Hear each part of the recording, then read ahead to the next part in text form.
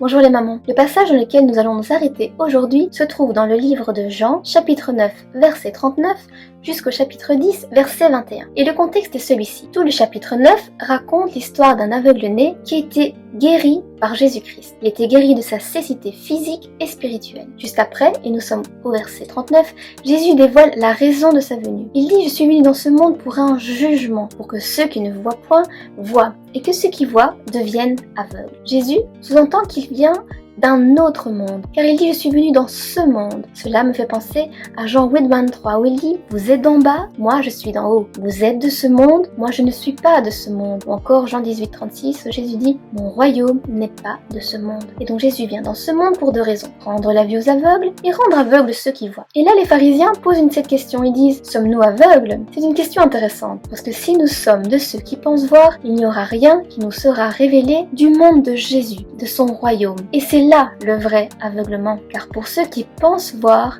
leur péché demeure. On comprend qu'il vaut mieux faire partie de ceux qui sont conscients d'être aveugles que Jésus-Christ leur ouvre les yeux. Matthieu 5:3 prend alors tout son sens. Il est écrit « Heureux ceux qui reconnaissent leur pauvreté spirituelle, car le royaume des cieux leur appartient. » Alors ma première conclusion est celle-ci.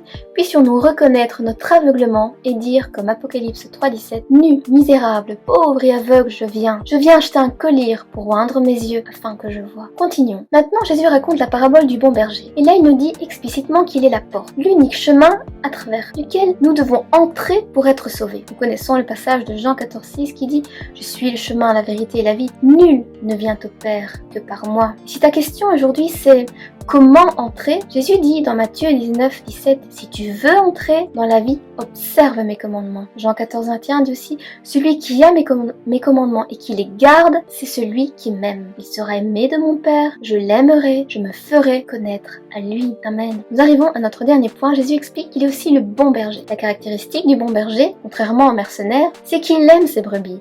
Il les aime jusqu'à donner sa vie pour elles. Et c'est ce que Jésus a fait en mourant sur la croix pour nous. Il dit « Je donne ma vie afin de la reprendre. Personne ne me l'ôte, mais je la donne de moi-même. » Ensuite, il y a l'appel. Rappelez-vous, il vient d'un autre royaume et c'est là qu'il veut nous emmener. Le bon berger appelle ses brebis. Jésus nous appelle à le suivre. Il veut nous conduire au dehors pour nous amener dans de verts pâturages, vers un endroit que les autres brebis, celles qui n'ont pas suivi Jésus, ne peuvent connaître.